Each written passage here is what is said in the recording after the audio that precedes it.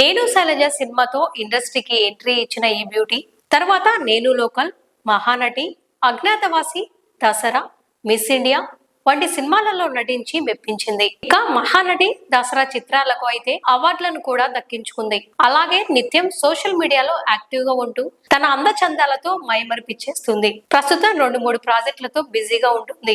ఈ క్రమంలో కీర్తి సురేష్ కు సంబంధించిన ఓ న్యూస్ నెట్టింట హల్చల్ చేస్తుంది. వివరాల్లోకి వెళ్తే గత 2 ఏళ్ల నుంచి heroine Keerthy Suresh music director Anirudh ప్రేమించుకుంటున్నారని, వీళ్ళిద్దరూ ప్రస్తుతం డేటింగ్ కూడా చేస్తున్నారని, వచ్చే ఏడాది ప్రారంభంలో పెళ్లి కూడా చేసుకోబోతున్నారనే పుకారు నెట్టింట షికారు చేస్తున్న సంగతి తెలిసిందే. దీనికి కారణం వీళ్ళిద్దరూ కలిసి ఇటీవల అనేక ప్రైవేట్ పార్టీలలో కలవడమే.